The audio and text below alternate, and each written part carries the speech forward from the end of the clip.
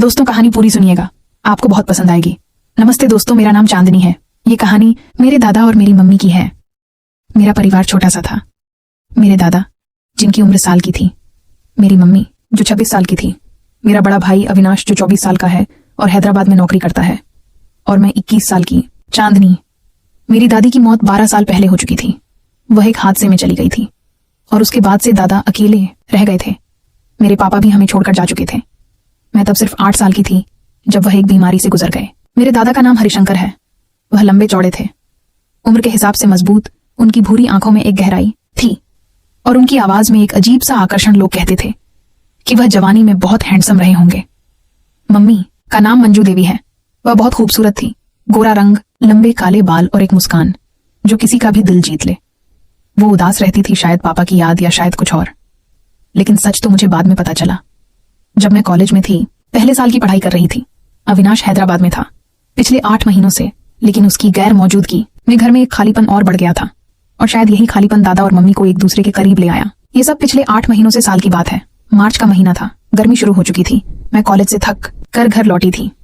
उस दिन मेरी एक क्लास जल्दी खत्म हो गई थी और मैंने सोचा कि घर जाकर थोड़ा आराम करूंगी। घर का दरवाजा खुला था, जो थोड़ा अजीब था क्योंकि मम्मी हमेशा उसे बंद रखती थी। मैंने अपने जूते उतारे और चुपचाप अंदर चली गई।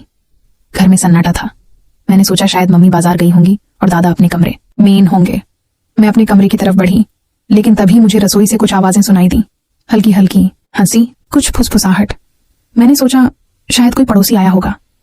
मम्मी को हंसते हुए मैंने बहुत दिनों बाद सुना था, तो मेरे मन में एक उत्सुकता सी जागी। मैं चुपके से रसोई की तरफ बढ़ी। दरवाजा थोड़ा सा खुला था और मैंने अंदर झांक कर देखा। जो मैंने देखा वह मेरे लिए किसी झटके से कम नहीं था। मम्मी रसोई में खड़ी थी। वह चाय बना रही थी और उनके हाथ में एक कप था। उनके ठीक पीछे दादा खड़े थे। उनकी बाहें मम्मी की कमर पर थी और वह धीरे धीरे उनके कानों में कुछ कह रहे थे। मम्मी हंस रही थी। उनकी आंखों में एक चमक थी जो मैंने पहले कभी नहीं देखी थी। दादा का चेहरा मम्मी के कंधे के पास था और वह धीरे से उनकी गर्दन के पास अपनी नाक ले गए। मम्मी ने हल्के से अपनी आंखें बंद की, जैसे वह उस पल को महसूस कर रही हो। ये सब इतना अजीब था कि मैं समझ ही नहीं पाई कि क्या हो रहा है। मेरा दिल जोर जोर से धड़क रहा था। मैं चुपचाप पीछे हट गई और अपने कमरे में चली गई। मैंने दरवाजा बंद किया और बिस्तर पर बैठ गई। मेरे दिमाग में सवालों का तूफान उठ रहा था। क्या मैंने जो देखा वह सच था? मैंने सोचा कि शायद मैं गलत समझ रही हूं। शायद वह बस हंसी मजाक कर रहे थे, लेकिन मेरे दिल को यकीन नहीं हो रहा था। मैंने अपने आप को शांत करने की कोशिश की। मैंने सोचा कि शायद यह एक बार की बात हो, लेकिन फिर भी मेरे मन में एक शक का बीज पड़ गया था। उस दिन के बाद मैंने दादा और मम्मी पर नजर रखनी शुरू कर दी। अगले कुछ दिन मैंने गौर किया कि दिन में सब कुछ सामान्य था। मम्मी सुबह उठती, नाश्ता बनाती, दादा को चाय देती, दादा अपने अखबार में खोए रहते और मम्मी घर के काम में लगी रहती। लेकिन कुछ तो बदला हुआ था। दादा की आंखों में एक चमक थी जो पहले नहीं दिखती थी। वो मम्मी से बात करते वक्त थोड़ा ज्यादा मुस्कुराते थे। मम्मी भी पहले से ज्यादा खुश लग रही थी। वह गुनगुनाती रहती, अपने बालों को बार बार संवारती और कभी कभी दादा की तरफ देखकर हल्के से मुस्कुरा देती। यह सब छोटी छोटी चीजें थी, लेकिन मेरे शक को और गहरा कर रही थी। एक शाम मैं अपने कमरे में बैठी किताब पढ़ रही थी। मम्मी ने कहा था कि वह पड़ोस में किसी से मिलने जा रही है और दादा अपने कमरे में थे। मैंने सोचा कि थोड़ा टीवी देख लूं। मैं हॉल में गई, लेकिन तभी मुझे मम्मी की चप्पलों की आवाज सुनाई दी। मैंने सोचा कि शायद वह जल्दी लौट आई। मैंने टीवी की आवाज कम की और चुपके से देखने की कोशिश की। मम्मी हॉल में नहीं थी। मैंने गौर किया कि दादा के कमरे का दरवाजा हल्का सा खुला था। मैं चुपचाप वहां तक गई। अंदर से मम्मी की धीमी आवाज आई, हरिशंकर जी, कोई देख लेगा तो क्या सोचेगा? दादा ने हंसते हुए कहा, मंजू, चांदनी ऊपर है और बाहर कोई नहीं है, चिंता मत करो। मैंने दरवाजे की दरार से झांका। मम्मी दादा के पास बैठी थी। दादा का हाथ मम्मी के कंधे पर था और वह धीरे धीरे उनके बालों को सहला रहे थे। मम्मी का चेहरा थोड़ा लाल था और वह दादा की तरफ देखकर मुस्कुरा रही थी। फिर दादा ने गला साफ करने की आवाज अपना चेहरा मम्मी के करीब किया और मम्मी ने अपनी आंखें बंद कर लीं। उनके बीच का वह पल कुछ ऐसा था जो मेरे लिए समझना मुश्किल था। मैं चुपचाप पीछे हट गई और अपने कमरे में आ गई। मेरा दिमाग शून्य हो गया था। कुछ दिन बाद एक रात में देर तक पढ़ाई कर रही थी। करीब 10 बजे होंगे।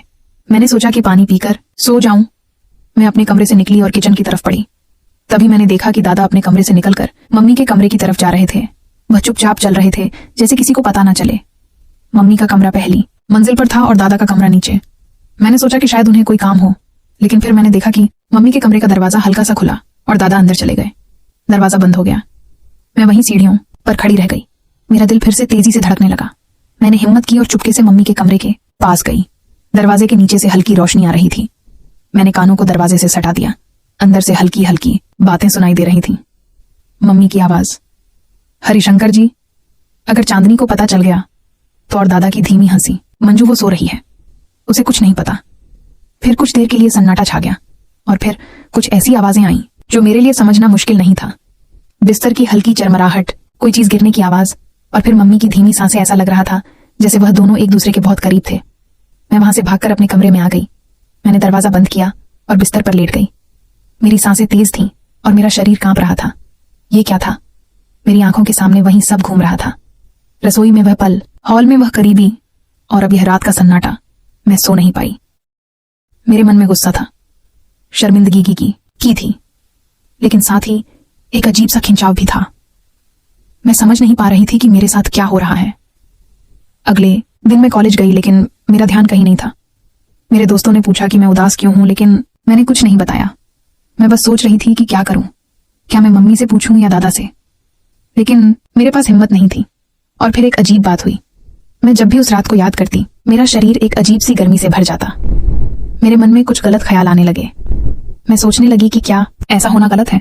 क्या प्यार और करीबी की जरूरत सबको नहीं होती? और फिर एक खतरनाक ख्याल मेरे दिमाग में आया, क्या मुझे भी किसी की जरूरत है? मैंने अपने दोस्त आर्यन की तरफ ध्यान देना शुरू किया। वह कॉलेज में मुझसे अक्सर बात करता था। उसकी आंखों में वही चमक थी जो मैंने दादा की आंखों में देखी थी। वह हंसता, मेरे साथ मजाक करता और कभी कभी मेरे करीब आने की कोशिश करता। पहले मैं उसे दूर रखती थी, लेकिन अब मैं उसे रोक नहीं, गला साफ करने की आवाज पा रही थी। एक दिन हम कॉलेज के बाद पार्क में बैठे थे। वह मेरे पास आया। उसने मेरे हाथ को छुआ। उसकी उंगलियां मेरी हथेली पर हल्के कह के घूम रही थीं और मेरे शरीर में एक अजीब सा कंपन हुआ। उसने धीरे से मेरे कानों में कहा, चांदनी, तुम बहुत खूबसूरत हो। मैंने कुछ नहीं कहा, बस उसकी आंखों में देखती रही और फिर मैंने खुद को उसके और करीब जाने दिया। उस दिन के बाद आर्यन और मेरे बीच कुछ बदल गया। वह मुझे मैसेज करता, देर रात तक बातें करता। हम कॉलेज के बाद अक्सर मिलने लगे। एक बार उसने मुझे अपने घर बुलाया।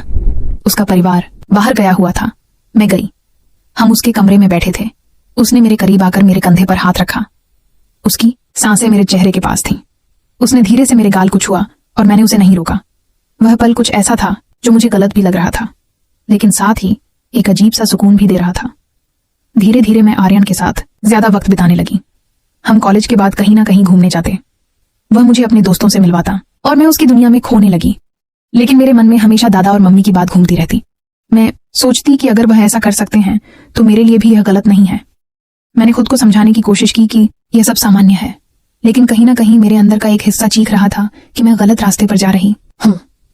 एक रात मैं घर लौटी। मम्मी और दादा हॉल में बैठे थे। मम्मी दादा के लिए चाय बना रही थी और दादा उनकी तरफ देखकर मुस्कुरा रहे थे। मैंने गौर किया कि मम्मी की साड़ी का पल्लू थोड़ा नीचे सरक गया था और दादा की नजरें वहीं टिकी थीं। मम्मी ने हल्के से अपने बालों को ठीक किया और दादा ने अपना हाथ मम्मी की तरफ बढ़ाया। मैं चुपचाप अपने कमरे में चली गई, लेकिन वह दृश्य मेरे दिमाग से नहीं गया। और फिर उसी रात आर्यन का मैसेज आया। उसने लिखा, चांदनी, तुम आज बहुत अच्छी लग रही थी।